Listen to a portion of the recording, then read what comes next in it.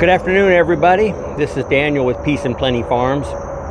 This is Sunday afternoon. We've been canning roast and pork today and had steaks on the grill. And I thought I would just sit out here for this evening. It finally stopped raining, and read you a verse that has been on my heart for a while, quite a while. And it has to do with the rapture. And it's interesting how many videos are coming out right now talking about the rapture is imminent. And while I believe in a type of rapture, there is some points that I feel like the Lord has opened up to me. And I'd really like for you to listen to what I have to say and comment what your perspective is and how you feel about these particular verses. So what I'm looking at tonight is Matthew chapter 25, and the main verse is that this is going to revolve around is verse 6. But I want to read the whole thing, and then we'll go back and analyze it. And it's interesting, I said chapter 24 because the verses and the chapters, they were put in later. So a lot of times it's a continuing thought. So sometimes you have to look back and read back into the previous chapter to get the continuing thought. And you can see with verse 25 that it starts out with at that time. At that time. So in other words, he's continuing that thought from chapter 24. And actually, the parables that are previous to that, whether you go all the way back quite a few chapters, it's talking about the day of the Lord, the unknown time, and the signs of the ends of the times, the day and the hour unknown, the seven woes. Those types of the wedding banquet and all that are in the previous chapters. But I'm going to start with 24 right near the end, and I'm going to just read a little bit into 25 and the 10 virgins, and we'll go from there. Who then, let's start with Matthew chapter 24, verse 45. Who then is faithful and wise, whom the master has put in charge of the servants in his household to give them their food at the proper time? It will be good for that servant whose master finds him doing so when he returns. I tell you the truth, he will put him in charge of all his possessions. But suppose that servant is wicked and says to him, quote, "My master is staying away a long time," and he then begins to beat his fellow servants and to eat and drink with the drunkards. The master of the servants will come on a day when he does not expect him, at an hour he is not aware of. He will cut him into pieces and assign him a place with the hypocrites, where there will be weeping and gnashing of teeth. And then we start into chapter 25. And you can see here that the Lord is talking about, and it's so true nowadays, people say, well, he hasn't come. He said he was going to come. I believed in him when I was young, but I outgrew that. Or I just don't think he's coming, and let's enjoy life while we can. And there's a lot of that mentality nowadays. A lot of millennials growing up nowadays with the mentality that these are just old wives' tales or superstition or whatever. And it's the truth of the Lord that we're talking about. So we get into chapter 25, verse 1.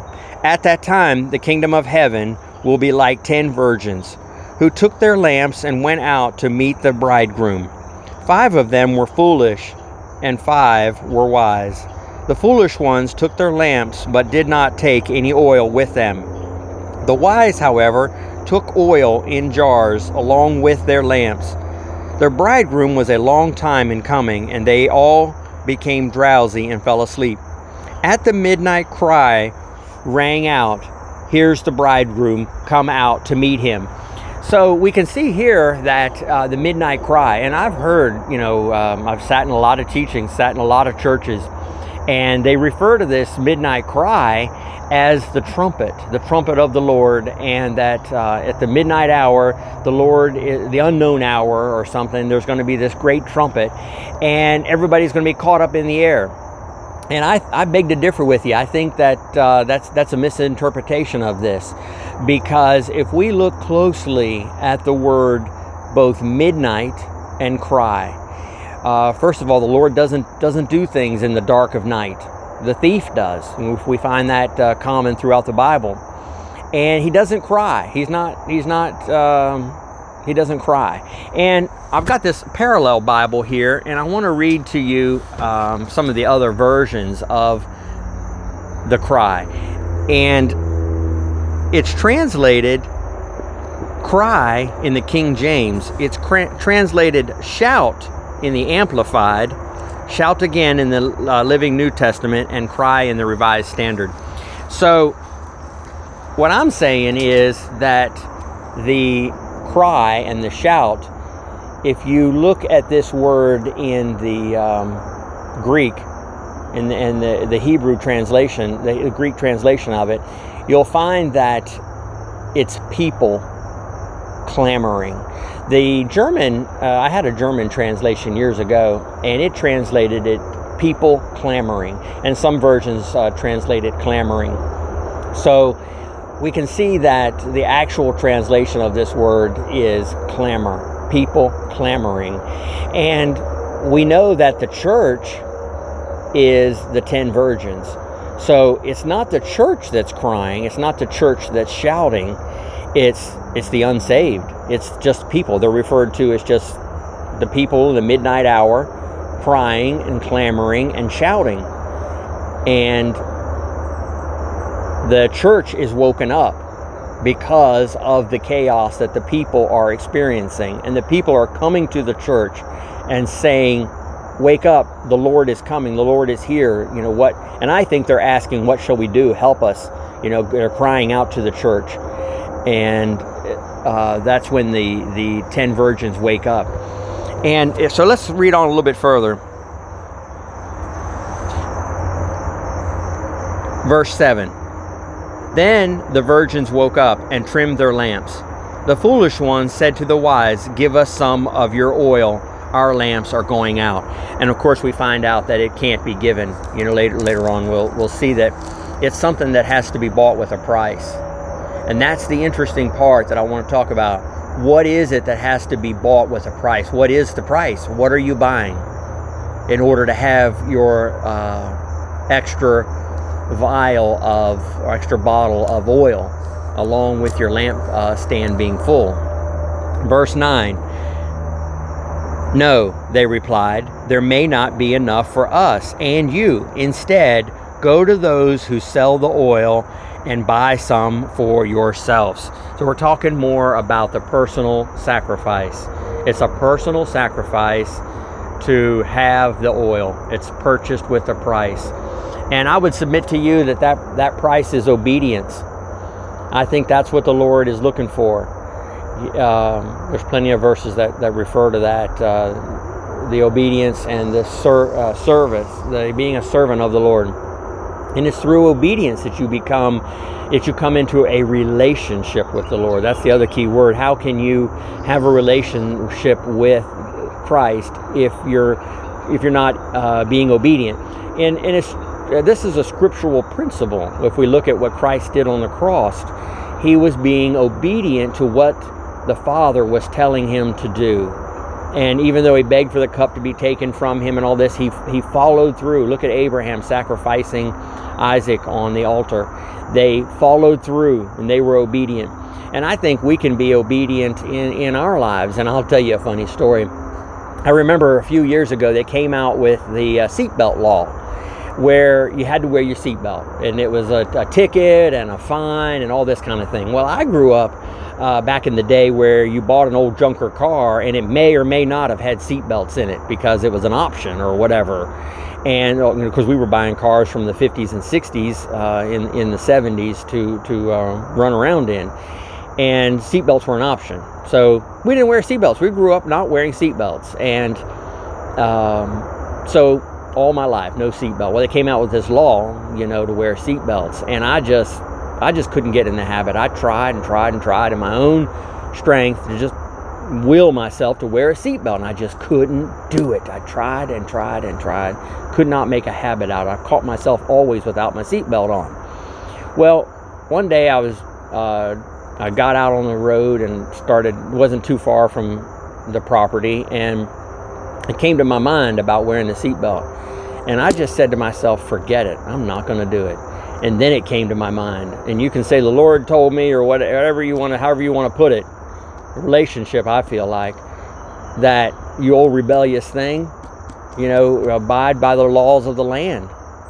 And I made a commitment right then to be obedient. You can say, oh, you don't hear from the Lord, but we know what's right. You know in your heart what is right to do and what the laws of the land are. And you can simply obey those laws in the name of the Lord. You say, I'm going to wear my seatbelt because I'm going to be obedient to the Lord and do what He has told me to do. And we need to be obedient to the laws of this land. And so you can look at it that way. You can look at it however you want. But the point is to be obedient. And it's interesting speaking about being obedient. We can read the Word. We have to read the Word. And as you're obedient to the things of the Word, as you follow through on those things that the Lord is leading you to do, I think of the cartoon, where they had the little devil on one shoulder and the little angel on the other shoulder, and they would be talking to the character and trying to get them to do something, whether it was wrong or right. And that's really what we're faced with every day. And being obedient to the things that we know are right. And that's what the Lord's looking for. And you can just pray, Lord, I'm going to do this because I feel like this is right, and you will redeem it. I may not be hearing an audible voice to go this way or go, behave, wear a seatbelt or whatever. But I know this is the right thing to do. And in your name, I'm going to do things in obedience to the word of the Lord. And we all know, we have the 10 Commandments. We can follow those and be obedient to those. And that's what the Lord's looking for. How can you have a relationship with somebody if you're defiling and being disobedient all the time? They're not going to have anything to do with you. You think the Lord's going to have something to do with you if you are being disobedient and rebellious to the things that He has asked you to do?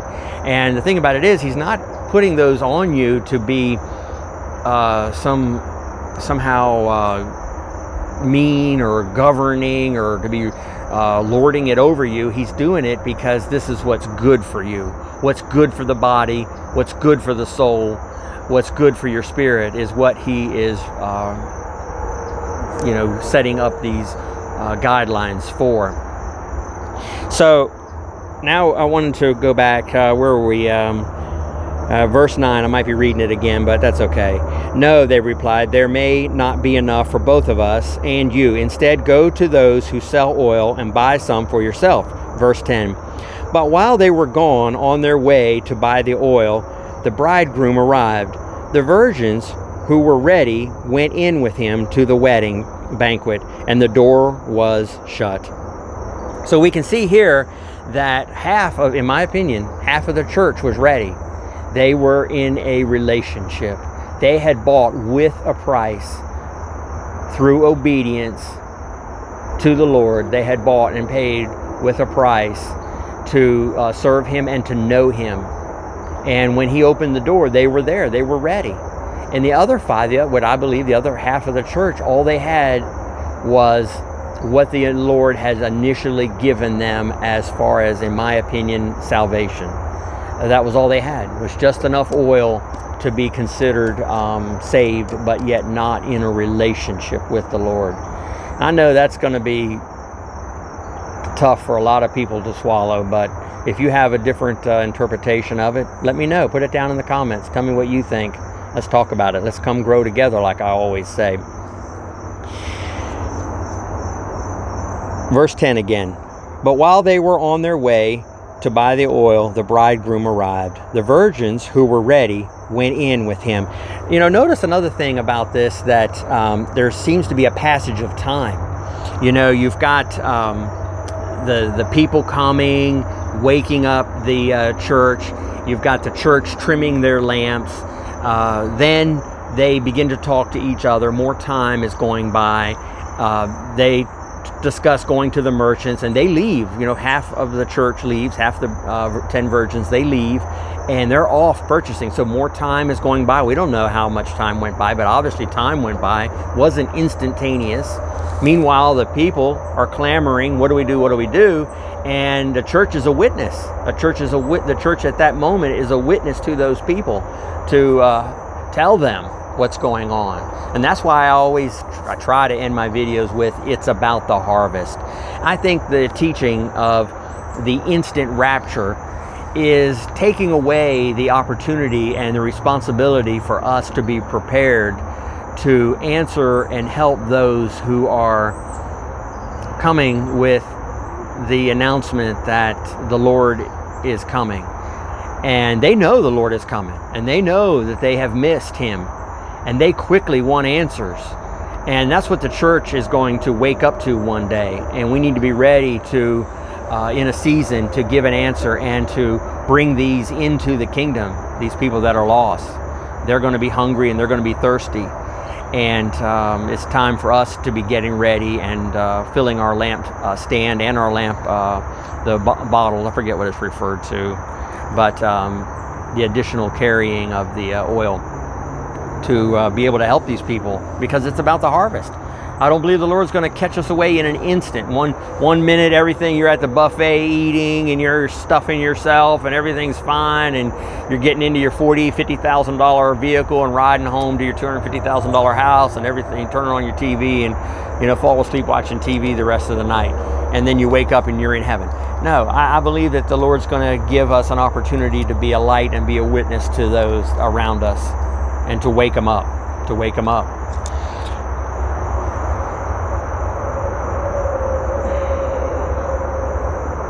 Verse 11, later the others also came. Sir, sir, they said, open the door for us. But he replied, I tell you the truth, I do not know you.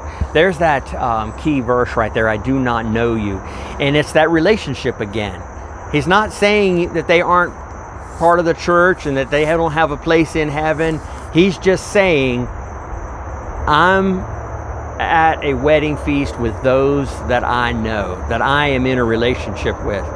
How do we get to that relationship? By obedience. How can it's a marriage. How can you be married to somebody and be totally disobedient to them?